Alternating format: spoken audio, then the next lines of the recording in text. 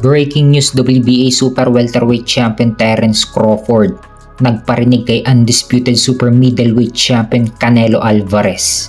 May kasama kasi si Crawford na nakahuli ng malaking isda at sabay nagparinig kay Canelo.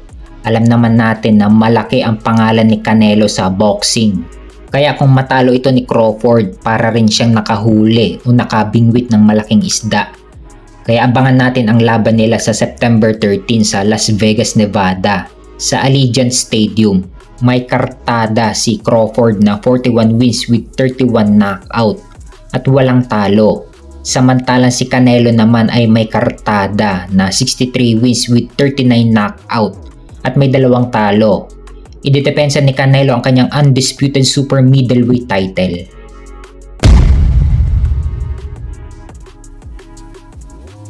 Sa kabilang banda naman, abangan din natin at kasadong-kasado na ang laban ni na undisputed super bantamweight champion Naoya Inoue versus Murodjon Akhmadaliev sa September. Makikita sa post ng Ring Magazine at niretweet na mismo ni Naoya Inoue. So official na ang laban nila sa September. So yung date at venue ng laban nila ibabalita na lang natin sa ating next video. Ang importante sa ngayon, mangyayari na ang laban nila. Ito na ang matagal nang hinihintay ni Murodjon Akhmadaliev na makalaban si Naoya Inoue. Actually last year pa ito na naghahabol ng laban si Akhmadaliev kay Inoue.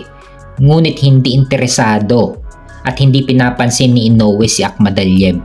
Hanggang sa inatrasan na at hindi na pumalag ang mga pinipiling kalaban ni Inoue tulad nila Sam Goodman at Alan David Picasso. Kaya napilitan na si Inoue na palagan itong si Murodjon Akhmadaliev. Ang tanong dito, sa tagal ng hinahabol ni Akhmadaliev ang laban kay Inoue, magawa kaya ni Akhmadaliev na magbigay ng upset kay Inoue? Bukod sa malaki ang kikitain ni Akhmadaliev dito, sa mga future fights niya, malalaki na ang ibabayad sa kanya at marami na ang maghahabol sa kanya at lalaki at sisikat agad ang pangalan ni Akhmadaliev sa buong mundo.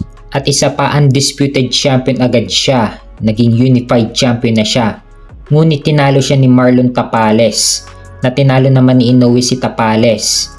Kaya asahan na natin na underdog itong si Murodjon Akhmadaliev. Habang si Naoya Inoue naman ang heavy favorite na manalo sa labang ito.